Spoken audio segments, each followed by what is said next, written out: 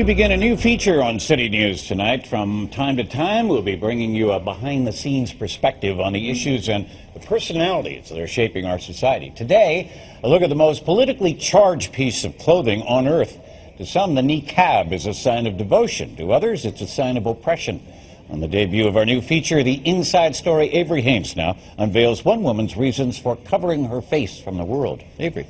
Thank you, Gord. Well, a lot of people make assumptions when they pass a woman on the street whose face is covered. And tonight, a young university student explains just why she went against her family's wishes to wear the niqab. How does it feel to be almost completely covered except for your eyes and to be bombarded by images of nearly naked women? To me, they didn't know what is the beauty of covering yourself. They might not yet understand what is the beauty of preserving your beauty. And I feel so pity to them because they didn't know. You feel pity for the women that you see showing their bodies off, when in your mind the beauty is in the covering up. Yes. Noor is a U of T student from Malaysia, studying Near and Middle Eastern civilization and women's studies. Before she began covering her face a year and a half ago, before I'm wearing it, I really care what people think about me. But I think that's how long I want to be the slave of other people's judgment. I want to be free.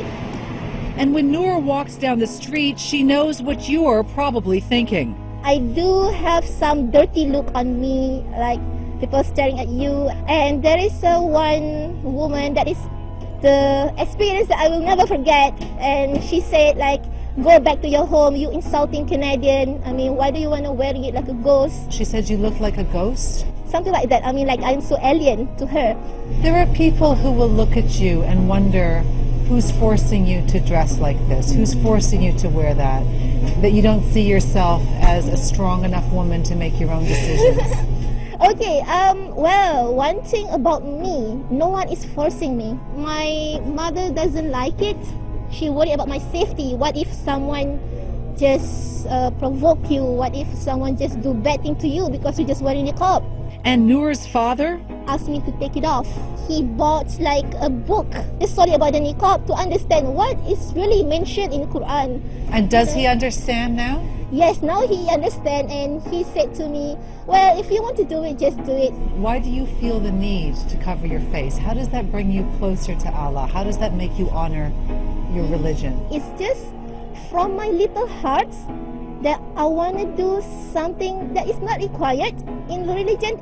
By wearing niqab, I feel like I'm struggling, I'm striving every day, trying to make my intention sincere and pure and only for him, not for human. Do you feel that you have the same value on this earth as a man?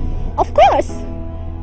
Who said that I'm not valuable? Maybe in some culture, in some society, they are being forced. I'm not denying that can happen. But that is the sad thing. Will you choose your own husband, or will your father? Of course I'm going to choose my own husband. I mean, husband is a person that you're going to spend your life with. And to me, husband is kind of like deciding your heaven and hell. If you were to become a Canadian citizen, you would be asked to remove it. How do you feel about that? I feel that in certain circumstances, you have to adapt with people because you are not living alone. You are living with society. So if I'm in that situation, in that ceremony, I will just take it off.